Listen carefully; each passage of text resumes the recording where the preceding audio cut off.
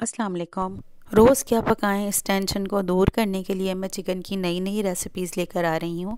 Tried and tested ये recipes आप जब अपने घर में बनाएंगे तो आपको भी बहुत सी तारीफ़ मिलने वाली है। चलिए रेसिपी शुरू करते हैं। स्मूथ ग्रेवी वाली ये चिकन की रेसिपी बनाऊंगी मैं बोनलेस चिकन से, और इसके लिए ले रही हूँ मैं 500 ग्राम चिकन। उसमें मैंने हाफ़ टी स्पून हल्दी ऐड की है, 1 टीस्पून चिली पाउडर ऐड किया है, नमक इसमें हस्बे ज़रूरत ऐड कर लें। अदरक लहसुन का पेस्ट मैं इसमें ऐड कर रही हूँ 1 टेबल स्पून, और साथ साथ दही इसमें ऐड कर रही हूँ 1 टेबल स्पून। एक अंडा डाल दिया है मैंने, और कॉर्नफ्लोर भी इसमें ले रही हूँ 3 टेबल स्पून।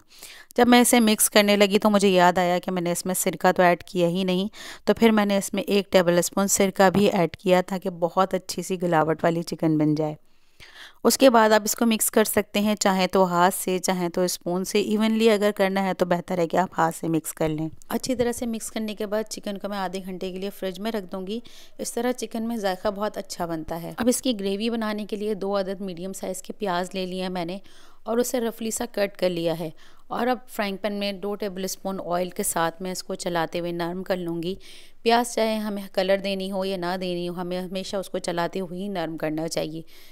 बस इसे चलाते हुए मैंने नरम कर लेना है, इसमें किसी किस्म का कोई कलर नहीं देना। बस जब मेरा प्याज हल्का सा नरम हो गया है तो मैं इसे निकाल कर अलग गोल में रख दूंगी, और फिर इसको ठंडा होने के लिए रख दूंगी ताकि हम इसका दूसरा प्रोसेस कर सकें। अब लूँगी मैं एक ग्राइंडर जग, और उसमें मैं ऐड कर रही हूँ आधा कप दही ले रही हूँ मैं इसमें, और उसके साथ ही मैं इसमें ऐड करूँगी दो या 3 हरी मिर्चें।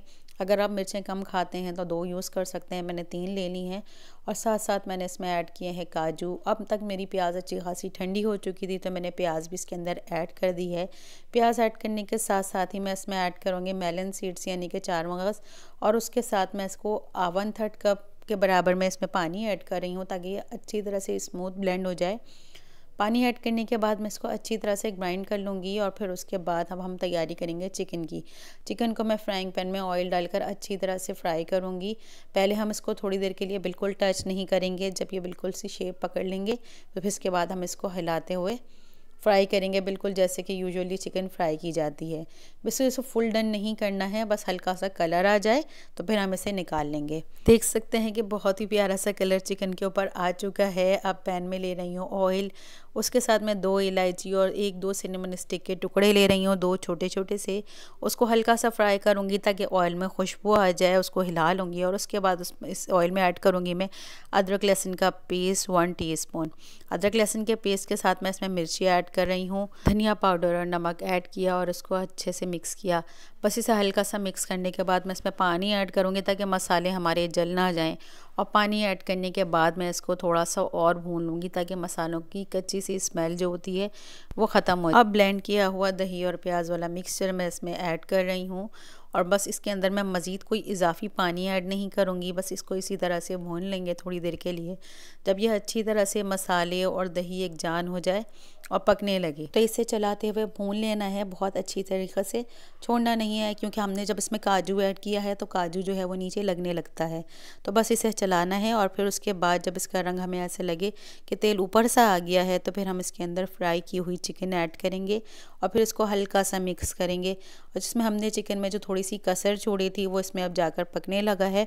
अब हम इसको थोड़ा सा मिक्स करने के बाद कवर कर देंगे, और फिर यहाँ तक पकाएंगे जब तक कि तेल ऊपर ना आ जाए। मसाला अच्छे से भुन गया और तेल ऊपर आने लगा तो अब मैं इसमें ऐड करूँगी टिक्का मसाला 1 टीस्पून, काली मिर्च का पाउडर ऐड करूँगी मैं इसमें हाफ़ टी स्पून, और थोड़ा सा मैं इसमें गरम मसाला ऐड करूँगी ताकि बहुत अच्छी सी खुशबू आ जाए। हल्का सा मैं इसको मिक्स दूँगी क्योंकि अब सालन तकरीबन तैयार है, और इसके अंदर मैं ऐड करूँगी हरा धनिया और हरी मिर्च ताकि इसमें कुछ रौनक का इंतज़ाम भी हो जाए। और बस इसके बाद ये ऐड करके मैं पतीली के किनारों को बहुत अच्छे से साफ़ करूँगी ताकि इस पर अच्छा सा ऑयल आए, और फिर उसको ढक्कन को हाफ़ कवर कर दूँगी। 5 मिनट के लिए दम पर रखूँगी, और फिर उसके बाद हम इसे रोटी, नान या पराठों के साथ सर्व कर सकते हैं। ये बहुत लजीज बना था, आप ज़रूर ट्राई कीजिएगा और मुझे इसका फ़ीडबैक दीजिएगा। फिर आऊँगी किसी और रेसिपी के साथ, तब तक के लिए अल्लाह हाफ़िज़।